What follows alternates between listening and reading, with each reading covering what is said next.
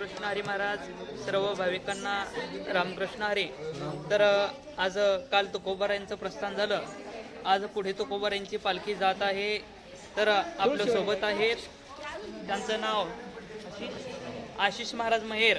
तर ते गेली किती वर्ष झालं वारी करतात माऊली तुम्ही? मी 2012 पासून वारी करतोय आणि आमची ही जुन्नरची वारी म्हणजे जुन्नरकडनं आम्ही पायी पायी देहूला चाललो आहोत आणि देहूला जाऊन देहूमधून तुकाराम महाराजांच्या समवेत आम्ही पंढरपूरला पायी पायी जाणार आहोत. रथाच्या मागे आमचा 24वा नंबर आहे. तर ते आपणाला वारीबद्दल थोडंसं माहिती सांगणार आहेत, ते आपण सर्वजण पाहावं. ते चालू नाही जात. माझ्या जीवीची आवडी पंढरपुरा नेईल गुडी, पांडुरंगी मन रंगले, गोविंदाते गुण वेधिले. अशा प्रकारे ही भगवी पताका, वारकऱ्यांची भगवी पताका आम्ही खांद्यावर घेऊन पंढरीच्या दिशेने चाललो आहोत. त्या सावळ्या पांडुरंगाचं दर्शन घेण्यासाठी या ऊन वारा पाऊस न पाहता आम्ही प्रत्येक वारकरी त्या वारीचा अनुभव घेत राहतो. आणि वारीचा अनुभव म्हणाल तर एक वर्षभराचा जो थकवा आहे तुमचा, ज्याप्रमाणे आपण मोबाईल रिफ्रेश मारतो, त्याप्रमाणे वारीमध्ये आल्याच्या नंतर प्रत्येकाचा मेंदू हा रिफ्रेश होऊन येतो. एवढंच मी या वारीतनं सांगेल तुम्हाला. नवीन पिढीला तुम्ही काय संदेश द्याल?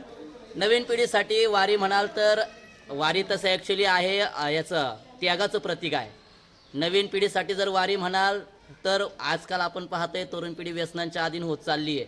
तर व्यसनांपासून दूर ठेवण्यासाठी जर तरुण याच वारीमध्ये सहभागी झाले तर त्या व्यसनांपासून ते दूर राहतील आणि भजनात दंग होतील. आणि भजनात दंग झाले तर म्हणतात ना, जो वाचेल ज्याला असेल माथा तो वाचेल गाथा, आणि ज्याला नसेल माथा तो खाईल संसारात लाथा.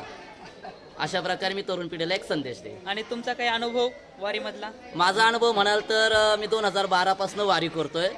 आणि वारी जवळ आले की एक आमचे 2 महिने अगोदर तयारी चालू असते, मनाची तयारी चालू असते. जसे की आम्ही आंघोळीला आता गार पाणी आहे आम्हाला, तर आम्ही जानेवारीपासूनच घरात गार पाण्याने आंघोळ करतो.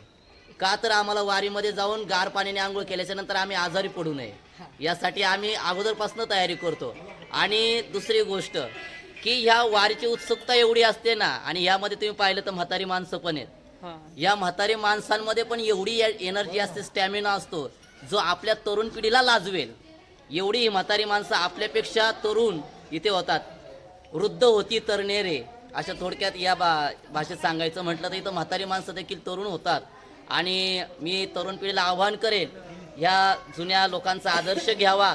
आणि आपल्याला माऊलींनी सांगून ठेवले, येतं वडील जे जे करती तया नाव धर्म ठेविती, त्याची ये अनुष्ठेची सामान्य सकळ. मग या वडिलोपार्जित ज्यांनी वारसा चालू ठेवला आहे त्या परंपरेला आपणही पुढं परंपरा चालू ठेवावी असं या तरुण पिढीला मी आव्हान करेल. आणि या वारीमध्ये सहभागी होण्यासाठी सर्व तरुण पिढींनी या वारीमध्ये सहभागी व्हा आणि आनंद घ्या. वारीचा एक आनंद वेगळा आहे, तो सांगण्याच्या शब्दात नसतो. शब्दात सांगून तो तुम्हाला पटणारही नाही, स्वतः या अनुभव घ्या. रामकृष्ण.